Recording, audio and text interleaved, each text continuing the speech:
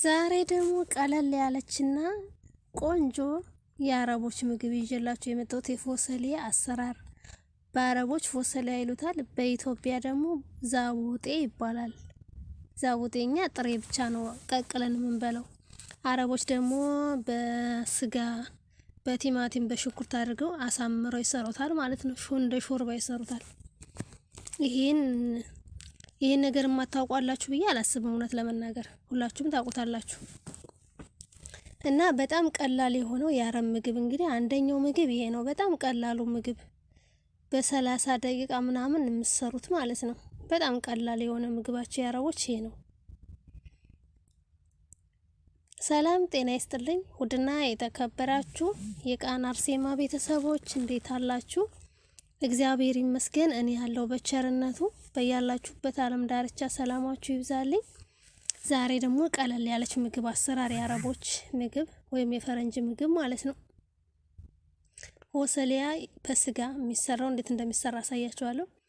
ሽንኩርታችሁንና ስጋችሁን በደንብ አድርጋችሁ አብራችሁ ጥብስ ታረጉታላችሁ እንዲጣፍጥላችሁ። ቲማቲም፣ ሽንኩርት፣ ነጭ ሽንኩርት ነው የሚያስፈልጋችሁ።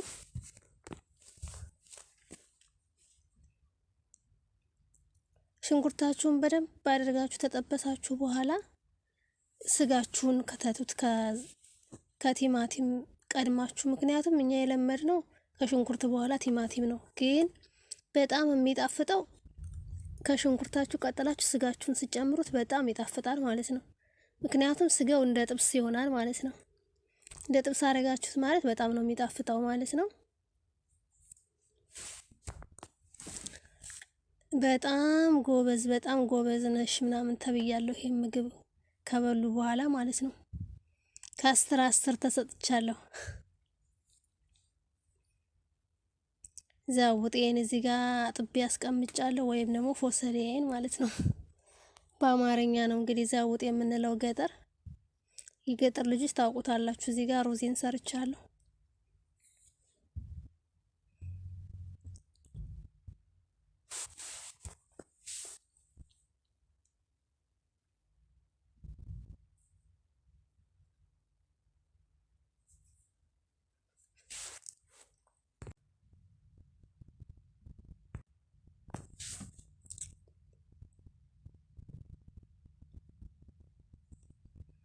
እንደምታዩት ቲማቲሜን እየጨመርኩኝ ነው።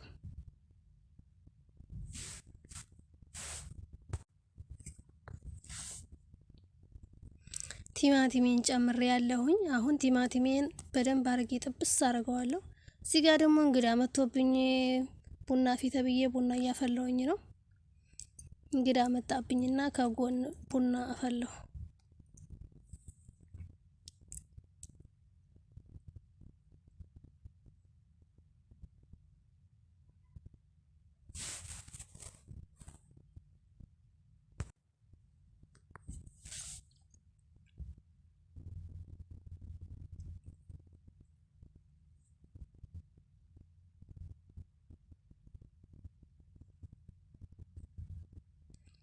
በደንብ አድርጋችሁ ቲማቲሙ ሙትት እስከሚል ድረስ ከስጋው ጋር ጥብስ ታረጉታላችሁ። ከዛም በኋላ ነው እንግዲህ ፎሰሊያችሁን የምትጨምሩት ማለት ነው። በጣም ነው የሚጣፍጠው፣ ማርያምን እጅግ በጣም።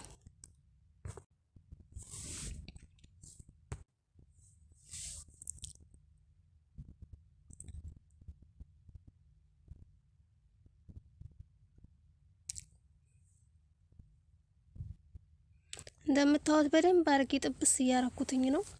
በደንብ አርጌ ከጠበስኩትኝ በኋላ ፎሰሊያን እጨምራለሁ ማለት ነው።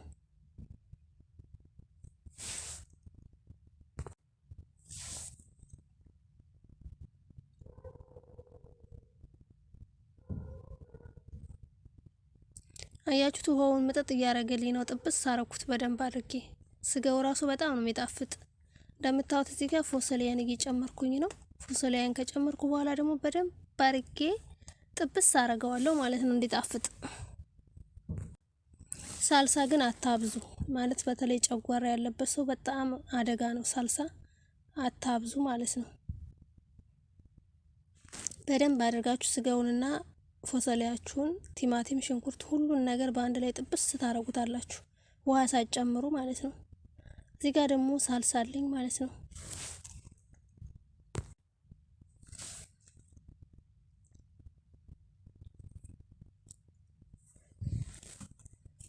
እንደምታዩት በደንብ አድርጌ እየጠበስኩትኝ ነው። እዚህ ጋር ሳልሳ ጨምራለሁ። ሳልሳ ብዙ በጣም አታብዙ፣ መካከለኛ።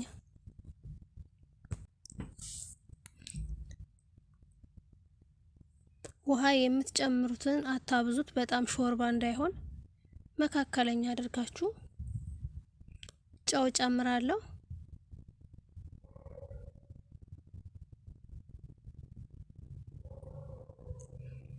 ጨው ደግሞ የምትፈልጉትን ያክል መጨመር ነው።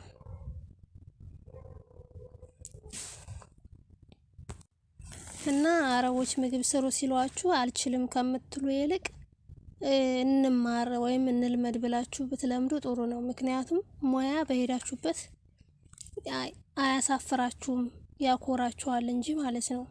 ከወደዳችሁት ላይክ ሼር ማድረጋችሁን እንዳትረሱ። እንደምታዩት ከላልሻለሁ። አሁን ድስቴን እዘጋለሁ ማለት ነው።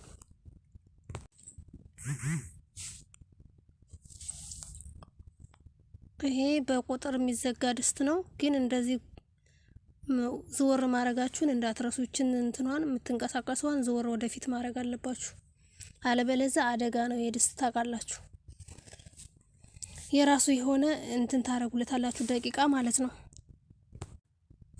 እኔ ግን አሁን ይሄ ባታሪያ ስለጨረሰብኝ የለውም፣ ባትሪ ስለሌለው ጋዙ ላይ ነው ሰዓት የምሰጠው። 10 ደቂቃ ሰጠዋለሁ። ከ10 ደቂቃ በኋላ ራሱ ጋዙ ይጮዋል ማለት ነው። በዛን ሰዓት አጠፋዋለሁ ማለት ነው።